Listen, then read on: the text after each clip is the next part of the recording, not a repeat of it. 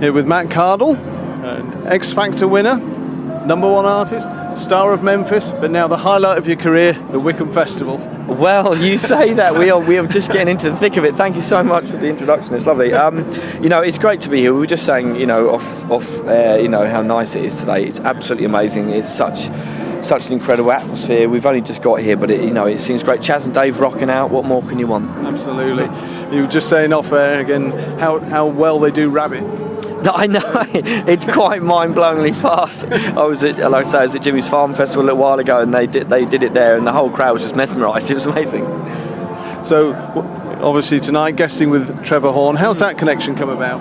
Well, I've been working on album number 4 now that will be out sort of early next year, and I've been working with Trevor's son Aaron, who's also an incredible producer and songwriter, and this is how it came about. I got to know Aaron really well, and then I met Trevor at Psalm Studios. We were doing a lot of the recording there, and then we got the offer to come and do this gig. And I mean, these guys are absolute legends. They're heroes of the music industry. So why would anyone not want to come and do this? So I was just chatting with Trevor in a separate interview, and he said he could never in a million years have won X Factor. That's a lie. Look, it depends what they were looking for. Any given time. If they were looking for Trevor Horn last year, then he would have won.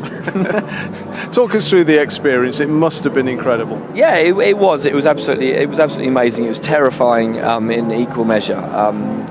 I just was lucky that I'd been working at it for 15 years prior to going on that stage, because even those years didn't prepare me enough for it. Nothing can prepare you enough for it. Even when the big artists were coming in, of that time, even Katy Perry was on top of the world. Rihanna was still on top of the world, and they'd fly in from the States to do the live show, and they'd be terrified. It's terrifying. It's 14 million plus viewers. It's you don't get that every day. Yeah, and the intensity that goes with it, with the media coverage and pressure. Yeah, it was all very new, all very difficult, at times. But you just remember who you are, where you came from, keep feet on the ground, and be nice. Had you ever applied for it to go on it before? No, I don't think I had. I think actually I may have thought about it one year, and then it was too late, and then it just turns out that somebody else sort of put me up for it. It was my ex-girlfriend's friend who took a video of me singing somewhere and sent it into the online audition, and then one thing kind of led to another. I didn't even know I was going in for it. I went to London for an audition, and that was that. So you had really no idea or no thoughts of winning it when you first went along? No. Just thoughts of, I wasn't doing much at the time. I was writing, I was doing my band, and I thought, why not? And when did you start to think it might happen? About the final. Really? Yeah, no joke. I was like, am I still in? How am I still in? Everybody was singing, how are we still in? It's just how it went.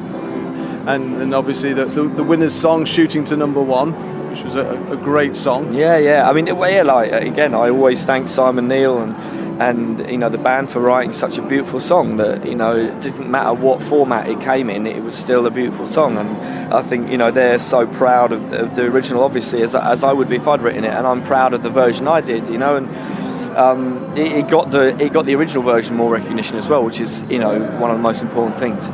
And what about the new material that you're writing at the moment?